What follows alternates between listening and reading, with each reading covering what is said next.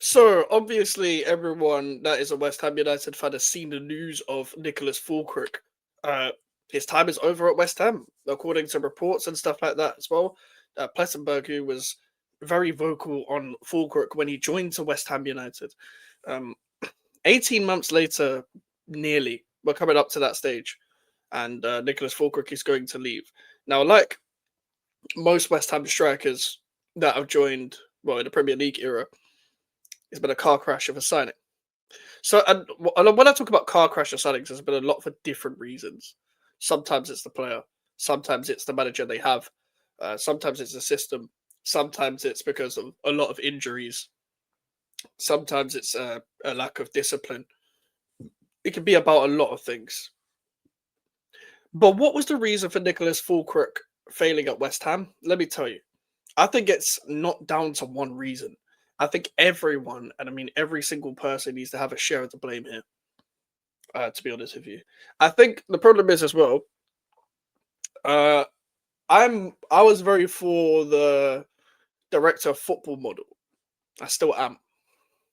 But when we, for example, when we had Tim Steidten, he didn't necessarily have the full freedom in identifying the players, but getting the deals done, which is why we was incredible in the way we got deals done. The Tadibo one being a standout. The problem is we don't build players around, build a team around these kind of players. But the less said about that, the better. But with Nicholas Fulkirk,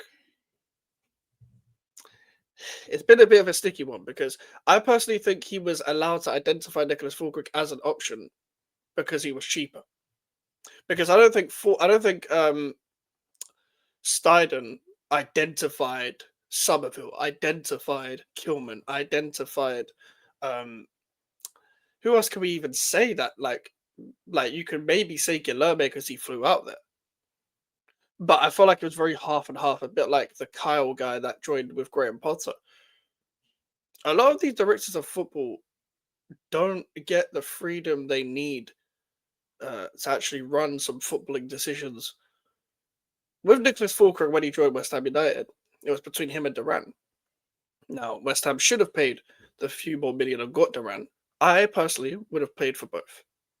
And I don't think West Ham would have been hurt in PSR after having the seventh healthiest PSR in the Premier League. The reason why owners are like this is because they peddle our excuses. We needed a lot of players, and we got a lot of players. We actually needed more than we got. I think even when we were rating the transfer window, we were discussing on this very channel that could have done with another more mobile defensive midfielder and maybe another striker because we got 3 30-year-olds at the time. But that was my main concern at the time was 3 30-year-olds. I put it this way. I wasn't fully convinced by John Duran. I thought we would need to sign both Fulkirk and Duran, really, to thrive. Because Duran probably wouldn't settle in straight away. Because he hasn't been the main man. That was my problem. He wasn't the main man at the time at Villa. So I think he'd take a bit of time to settle in as the main man at West Ham, just because not because of West Ham's a bigger move, but because of the lack of playing time that they've had already. Whereas if you sign Nicholas Fulkirk and Duran, cool, you can share a bit of the playing time. They both need to settle in for two different reasons. One because of the Premier League and one because of the lack of playing time they've had. Um, but signing Fulkirk was a problem because we had Antonio and Ings already, who Fulkirk is a better 9 than both of them. However, it's not the complete level raiser given the circumstances that we gave him and that he gave us. You can't have your youngest striker be 31 when you've got 3 of them, for example.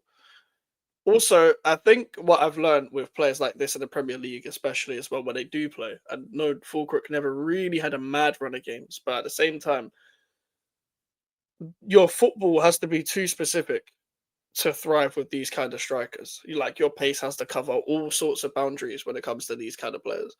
Um, when it comes to bringing players into play and stuff like that as well, that's what these strikers kind of need to do. You have to have constant pace around them. Now, I don't think that he had the right managers to help him either with Lopetegui and Potter. No, in hindsight, with Graham Potter, no, and especially with Julio Lopetegui, I would have told you that probably well, I did tell you that 3 games in, but nevertheless, Fulkirk got injured quite early. I'm pretty sure on international duty, and I think he was ruled out for a very, very long time. And by the time he came back, it was like one of Lopetegui's last games. He came back and he scored, actually, funny enough, against Leicester. And we got battered by Leicester. A Leicester team that I'm pretty sure only won 2 games that season, and we was their only home win. Thank you, Julian Lopetegui. Uh, but then he came back. Then he came back properly. And Graham Potter, that Villa game, one training session for Graham Potter, 2 injuries in the first 45. Everything about that game jars me because Somerville got injured, played like a good wingback role. Fullkrug got injured. Bowen was already injured, coming back from injury. We played good for 45 minutes. And then when we just lost control because we had to make those subs. But also, even in that pot of rain, we only played well for like 2 games. That one and the Fulham game. Every other game, well, I guess Arsenal. But still, with the Fullkrug situation, he got injured again, and it was just like we kind of had a feeling of what type of signing this was going to be after he had his second injury in the season.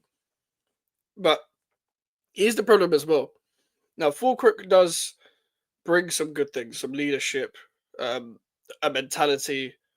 I think he leads quite well. But again, the play is too specific. You have to have like 3 Jared Bowens around him to like help him, sort of thing. You know what I mean? You need like a right-footed Jared Bowen and a number 10 that's going to play right close to him. And to be fair, if Fullkrug was in this side now, it'd be a bit better. But like, it's too late now. It's too late. I think Fullkrug can give certain things of how West Ham are playing right now, to be honest with you, but not for the long term, of course not.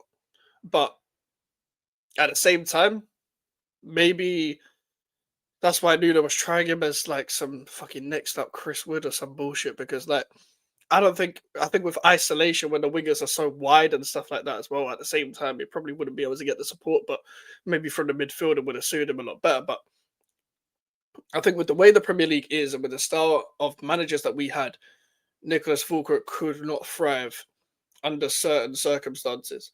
However, he was just not the right fit himself. I don't think he's a bad player. I don't think he's a bad footballer. But you're asking a lot from a man of those type of attributes to give what you want, and he was never going to give what we needed at the time. So it was our fault for signing him. He needs to take responsibility for his performances. The managers need to take responsibility for the way they used him. It was just an all-out clusterfuck, if I'm being so real with you. And at least with Fullkrug and Ward-Prowse being linked away at West Ham United, it means that surely West Ham United go out and get a striker. But am I hopeful that West Ham will sign the right striker? Probably not. No. David Sullivan's literally in recruitment. Once you give too much power to our owner and a manager we have at the current moment in time, it doesn't usually work out. We don't move like a modern day football club, so I don't really have hope in that aspect either. But that's just my opinion. Let me know what you think in the comments below. Make sure to smash the likes and subscribe if you're new. Links in the description. And yeah, take care and peace.